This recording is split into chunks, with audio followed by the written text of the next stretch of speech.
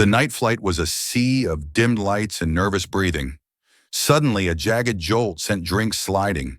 In seat 19B, a single father sat quietly, clutching a faded backpack.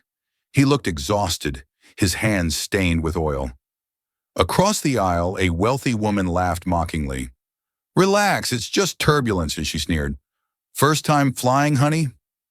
The passengers chuckled, judging the tired dad. Then the plane dropped. The lights flickered. The flight attendant's face turned deathly pale. The father didn't scream. He simply closed his eyes, listened to the engine's rhythmic moan, and unbuckled his seatbelt. Then he stood up. Daniel Brooks was 38 years old, but the deep creases at the corners of his eyes told the story of a decade spent in the trenches of life. He was a freelance aviation maintenance engineer, a man who spent his days and nights crawling through the dark, oily veins of jet engines. He was the guy they called when a multi-million-dollar machine refused to breathe, the specialist who could hear a hairline fracture in a titanium turbine just by the way the air hummed through the intake. But to the world on this flight, he was nobody. He was just a man in a worn-out denim jacket, sitting in the cheapest seat available, smelling faintly of hydraulic fluid and stale coffee. Since his wife, Sarah, had passed away from a sudden heart condition 3 years ago, Daniel's world had shrunk down to a single person, his 6-year-old daughter, Mia. He worked 3 jobs, moving from one regional airport to another, taking whatever freelance contracts he could find to keep her in a safe school and a warm house. He lived for the weekends, for the sound of her laughter when he walked through the door after a week of grit and grease. Today was Mia's birthday. He had promised her he would be home by morning, a promise he intended to keep with every fiber of his being. The woman sitting in 19C was Laura Vance. She was a high-powered executive in the tech industry, a woman whose life was measured in stock options and first-class upgrades. She had been downgraded to economy due to a last-minute booking error, and she was making sure everyone knew how unhappy she was. She looked at Daniel and saw a failure. She saw a man who hadn't climbed the corporate ladder, a man whose presence in her row felt like a personal insult to her status.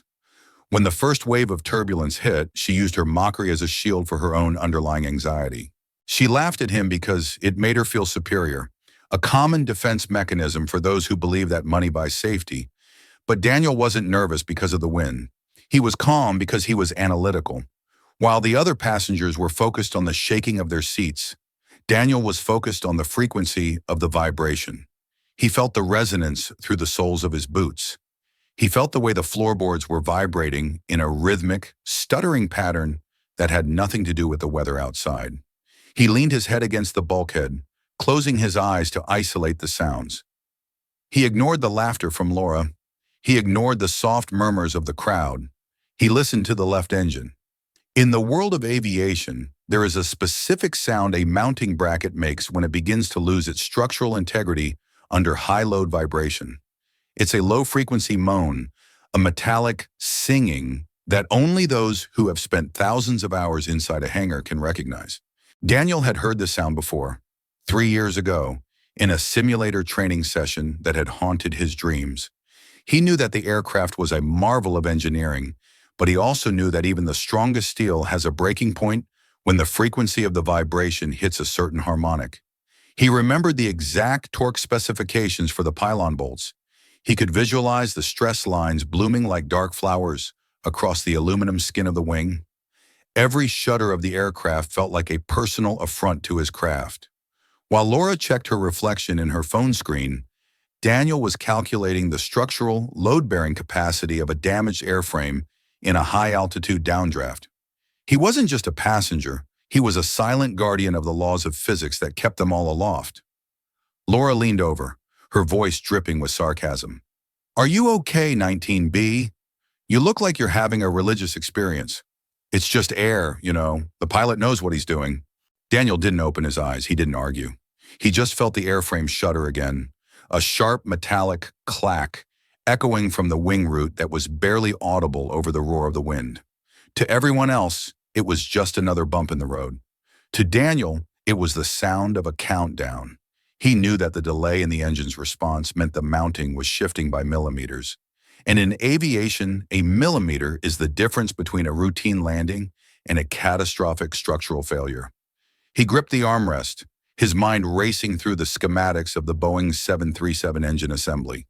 He wasn't a passenger anymore. He was an engineer staring at a system failure in real time. The turbulence intensified with a violent suddenness that sent a service cart crashing into the ceiling before slamming back down into the aisle. Screams erupted from the back of the plane. The fasten seatbelt sign chimed repeatedly, a frantic red glow in the darkened cabin. The oxygen mask didn't drop, but the tension in the air was thick enough to choke on. The flight attendants were no longer smiling. They were strapped into their jump seats, their faces pale, and their eyes fixed on the cockpit door. The plane groaned, a deep structural sound that felt like the belly of a whale being crushed. Laura was no longer laughing. Her designer blazer was wrinkled, and her hands were gripping her seat so hard her knuckles were turning blue. She looked at Daniel, hoping to see the same fear she felt, but he remained chillingly composed. He wasn't watching the overhead bins or the flickering lights. He was looking out the window at the shadow of the left engine, illuminated by the rhythmic flashes of the wingtip strobes. He saw it, a subtle, high-frequency oscillation of the engine cowling. It was moving independently of the wing. It was a shimmy that shouldn't exist. Daniel hit the call button. A flight attendant, a young woman named Sarah, unbuckled her belt and crawled down the aisle, staying low to avoid being thrown by the next jolt. "Sir, you must remain seated," she shouted over the wind. Daniel looked her in the eye, his voice low and steady, cutting through the chaos like a knife. "Tell the captain that the left engine pylon mounting bolt is showing signs of harmonic fatigue. The resonance is at 400 hertz. Tell him the engine is oscillating. He needs to reduce power on the left side and check the vibration sensors immediately." The flight attendant stared at him, her mouth agape. "Sir, I can't. I'm sure the instruments are fine. Please sit back." Daniel didn't blink. He reached into his pocket and pulled out a small, laminated card, his FAA Master Technician certification. "I don't have time to explain this twice. If he doesn't pull the throttle back on number 1, that engine is going to tear itself off the wing within the next 5 minutes. Go, now." The authority in his voice was absolute. It was the voice of a man who didn't care about rules, only results. The flight attendant grabbed the card, her eyes wide with a new kind of terror, and scrambled back toward the cockpit. The air pressure in the cabin seemed to drop as the plane entered a severe air pocket. Daniel could feel the temperature rising in the engine pylon through sheer intuition. He thought of the metallurgical properties of the titanium steel alloy, how it would be glowing white hot right now under the friction of the loose bolt. He closed his eyes and whispered a prayer, not for himself, but for Mia. He could almost smell the ozone of a pending electrical fire. He knew the internal fail-safes were failing because the oscillation was bypass filtering the standard dampeners. The plane wasn't just shaking, it was tearing itself apart at a molecular level. A man in the row behind Daniel, a stocky businessman who had been among those laughing earlier, let out a nervous, aggressive bark. "Sit down, hero. You're just scaring people. You don't know what you're talking about. The pilots have computers for that." Laura looked at Daniel, her arrogance replaced by a desperate, wide-eyed confusion. She wanted to laugh again, to call him a freak, but she saw the way he was looking at the wing. He wasn't looking for a miracle. He was looking at a machine he had helped design. This was the freeze moment. The entire cabin seemed to hang in a state of suspended animation. The roar of the engines felt like a physical weight pressing against their chests. Daniel checked his watch. He knew the cycle of the vibration. He knew that every time the plane banked to adjust for the wind, the stress on the weakened bolt increased exponentially. He remembered the accident in 2012, the one where his mentor had died because a ground crew had ignored a similar vibration report. He had promised himself he would never let that happen again. He wouldn't let Mia grow up without a father because people were too afraid to listen to the truth. The aircraft took another massive hit, a downdraft that caused the cabin to drop 300 feet in a split second. People were crying out. Several passengers were praying loudly, and the sound of falling luggage filled the air. Daniel didn't wait for permission. He unbuckled his seatbelt and stood up, bracing his legs against the seats to maintain his balance. The fastened seatbelt sign was still screaming, and the flight attendants were shouting at him to sit down, but Daniel ignored them. He stood in the middle of the aisle, a lone figure of defiance in a world of chaos. He spoke, his voice projecting with a power that silenced the rowdy passengers and the sobbing children alike. "Listen to me," he commanded. "There is a mechanical fault in the left engine mount. I am an aviation engineer. I know exactly what that sound is. Everyone, lean to the right, shift your weight. We need to stabilize the center of gravity while the pilots adjust the trim." It was a strange request, perhaps even scientifically marginal in a plane of that size, but it gave the passengers something to do. It broke the paralysis of fear. The screaming wind outside matched the mounting panic within the cabin. Daniel's eyes scanned the ceiling panels, mentally tracing the hydraulic lines that were currently under impossible strain. He noticed the slight bulge in the overhead bin latches, a sign of airframe torsion. Every second he spent standing was a gamble against gravity, yet he remained immovable. His presence acted as a human lightning rod for their collective terror. He wasn't just a man, he was a living manual of survival. He felt the cold air whistling through the door seal, signaling a drop in interior pressure that he alone understood. Laura looked up at him, her face pale as a sheet. You can't possibly know that," she stammered, her voice a shadow of its former self. "How can you know what's happening outside from in here?" Daniel looked down at her, his eyes cold and focused. "Because I spent 4 years of my life designing the stress test protocols for that specific mounting bracket," he said. "I didn't just study it, I built the prototype." The cabin fell into a deathly silence. The mockery, the laughter, the dismissive glares, they all vanished in an instant. The power dynamic had shifted. The man they had laughed at for his oily hands was now the only thing standing between them and the abyss.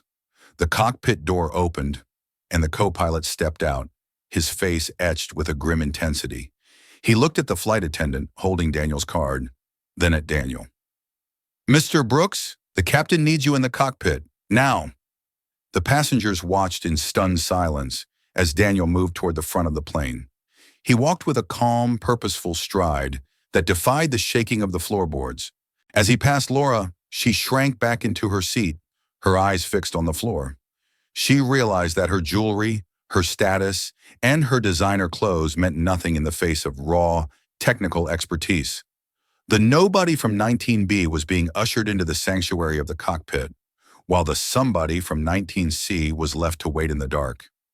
Inside the cockpit, the atmosphere was one of controlled emergency. The captain was fighting the controls, his brow slick with sweat. "The sensors are showing a green light on number 1, but the airframe is shaking like a leaf," the captain barked. Daniel leaned over the console, his eyes scanning the digital displays with a hunter's precision. He pointed to a secondary telemetry readout that the pilots had overlooked, a minor fluctuation in the hydraulic pressure of the dampening system. "It's not a sensor failure, Captain," Daniel said, his voice a steady hum over the alarms. "It's a physical separation of the mounting plate. Your primary sensors are located on the engine core, but the fault is on the pylon skin. You're looking at a structural feedback loop. If you don't drop the airspeed to 240 knots and divert to the nearest landing strip, that engine is going to vibrate itself into a fireball." The captain hesitated for a microsecond.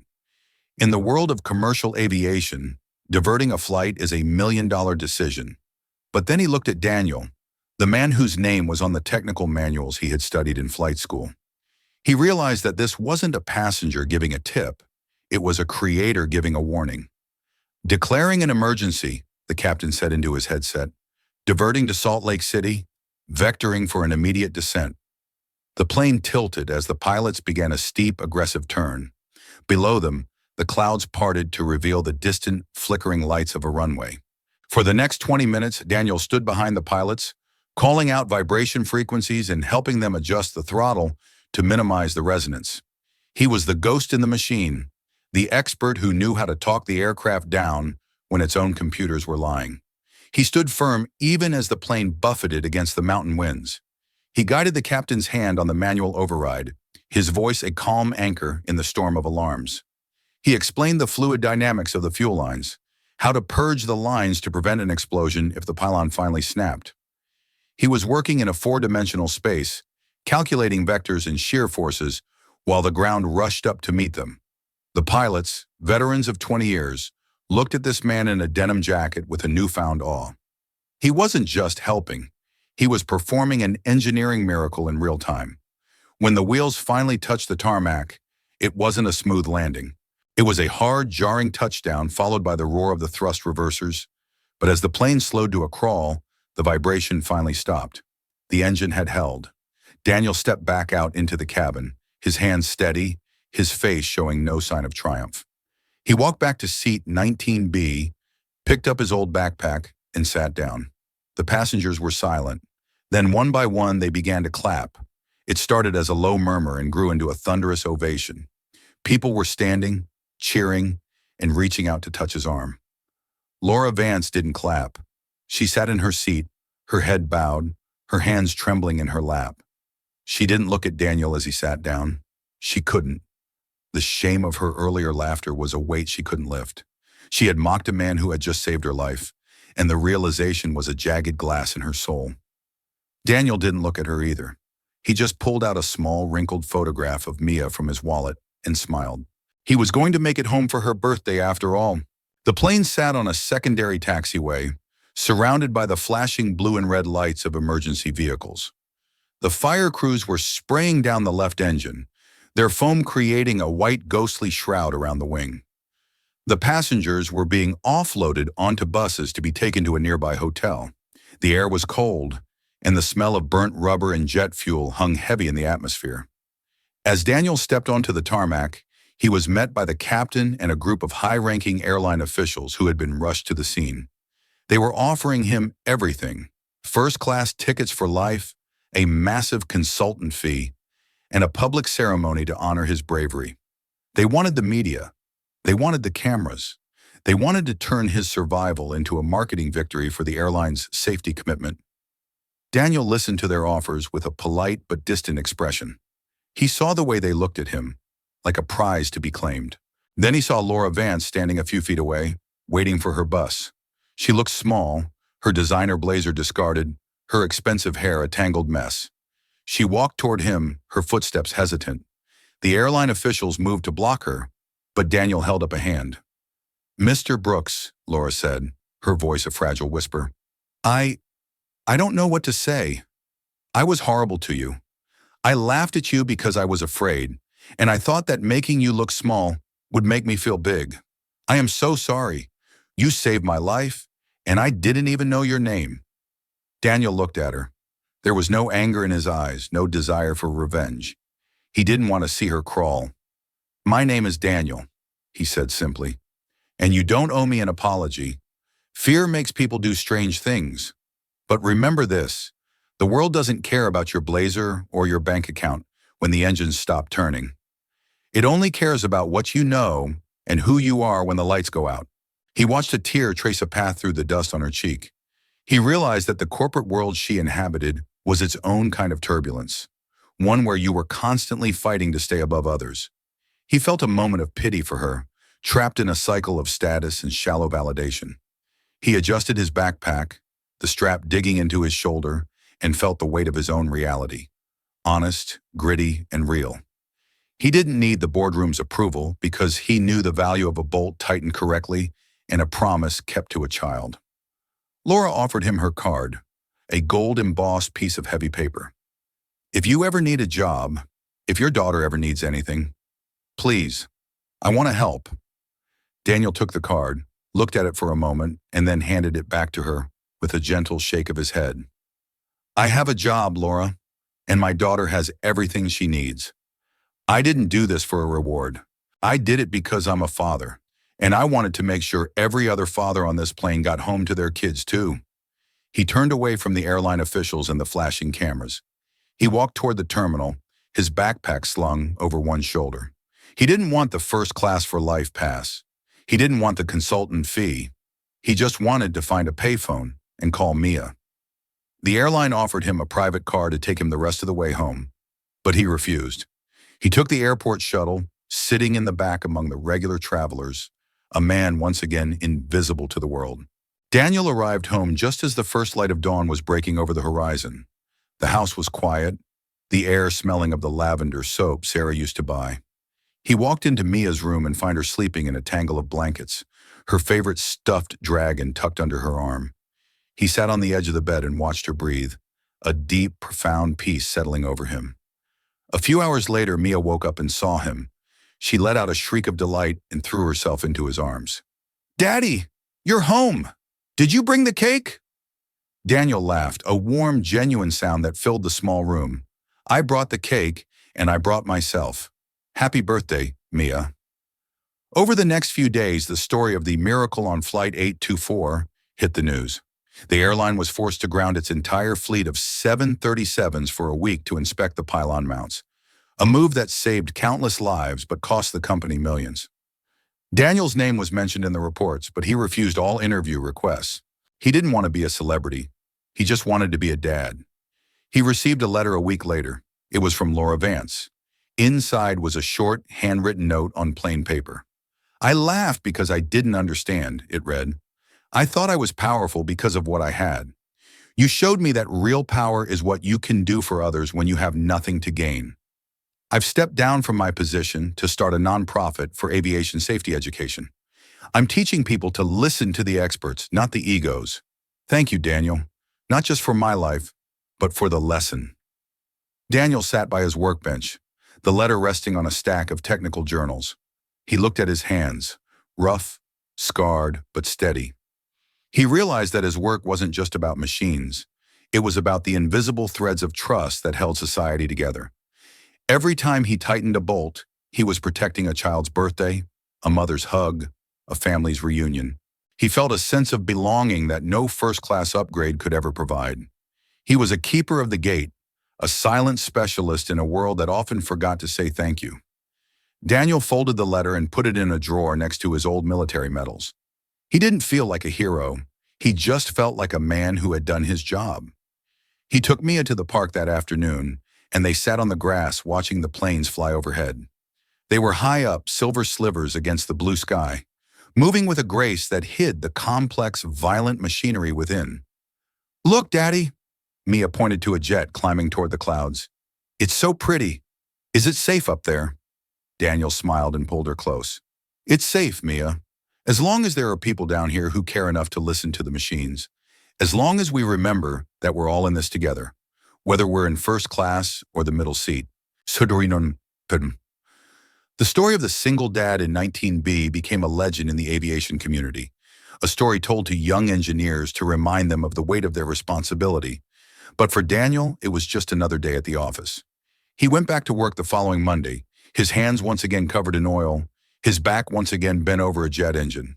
The world still looked through him. He was still a ghost in a denim jacket. But as he worked, he listened to the hum of the turbines, a sound of perfect, rhythmic harmony. And this time, there was no laughter. Only the silent, steady pulse of a world that was a little bit safer because one man had the courage to stand up and speak the truth. If you believe stories like this deserve to be shared, please leave a comment and subscribe to the Daddy Healing Stories channel. We tell stories that shouldn't be forgotten, legends of silent heroes, the strength of single fathers, and the hidden kindness that changes the world. Thank you for being with us.